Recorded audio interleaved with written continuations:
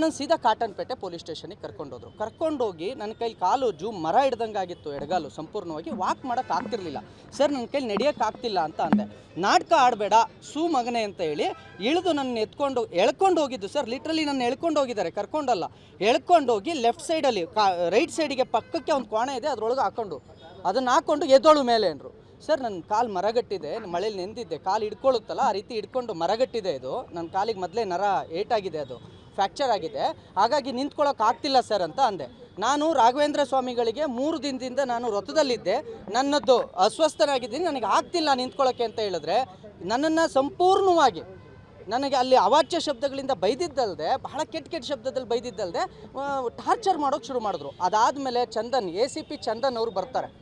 ACP Chandan ಅವರು ಬಂದು ಏನ್ರಿ ಅವನನ್ನು ಮಲಗಿಸಿದ್ದೀರಾ, ಬೋಳಿ ಮಗನ ಎಬ್ರಿಸ್ರಿ ಅಂತಾರೆ. ಇವರೆಲ್ಲರೂ ಸರ್ ಪುನೀತ್ ಸರ್ ಎದಳಿ ಸರ್, ಪುನೀತ್ ಸರ್ ಎದಳಿ ಸರ್ ಅಂದರೆ ಏನ್ರಿ ಅವನನ್ನು ಸರ್ ಅಂದ್ಕೊಂಡು ಅವನಿಗೇನ್ರಿ ನೀವು ಇದು ಮಾಡೋದು, ಎದ್ನಿಲ್ಸ್ರಿ ಆ ಬೋಳಿ ಮಗನ ಅಂತ ಹೇಳ್ಬಿಟ್ಟು ಎದಳ್ರಿ ಅಂತಾರೆ. ನಾನು ಎದಳಕ್ಕಾಗ್ತಿಲ್ಲ ಅಂತ ಅಂದಾಗ ನನಗೆ ಗೊತ್ತು ಹೆಂಗೆ ಎದುರಿಸೋದು ಅಂತೇಳಿ ಲಾಠಿ ತೊಗೊಂಡು ನನಗೆ 8 ಏಟುಗಳನ್ನು ಹೊಡಿತಾರೆ ಸರ್, 8 ಏಟುಗಳನ್ನು ಹೊಡಿತಾರೆ. ಅದಾದಮೇಲೂ ಕೂಡ ನನಗೆ ಎದಳಕ್ಕಾಗಲೇ ಇಲ್ಲ.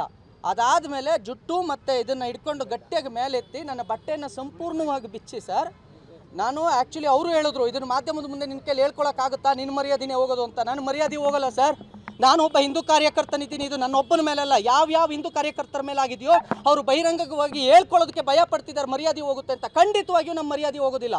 ಅವರು ಪೊಲೀಸು, ಅವರಿಗೆ ಹಕ್ಕಿದೆ, ನಾವಲ್ಲಿ ಏನೂ ಮಾಡೋಕ್ಕಾಗದಂಥ ನಿಸ್ಸಹಾಯಕರಾಗಿದ್ದೀವಿ ಹೋರಾಟಗಾರರು.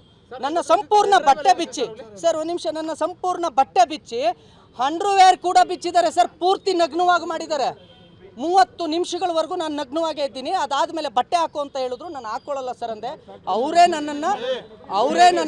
ಅವರೇ ನನಗೆ ಬಟ್ಟೆ ಹಾಕಿ, ಕೊನೆಗೆ ಅವರೇ ನನಗೆ ಬಟ್ಟೆ ಹಾಕಿ ನಾನು ಸಂಪೂರ್ಣ ಅಸ್ವಸ್ಥ ಆದಮೇಲೆ ಸರ್ ಪೆನ್ ಡ್ರೈವಲ್ಲಿ ಆ ಮಾಂಸ ಎಲ್ಲಿಂದ ಬರ್ತಾ ಇತ್ತು, ಹೇಗೆ ಬರ್ತಾ ಇತ್ತು, ಅದು ಹೇಗೆ ಇಲ್ಲಿಗಲ್ ಅನ್ನೋ ಸಂಪೂರ್ಣ ಮಾಹಿತಿ ಇತ್ತು. ಅದು ಚಂದನ್ ಸರ್ ಹತ್ರ ಇದೆ.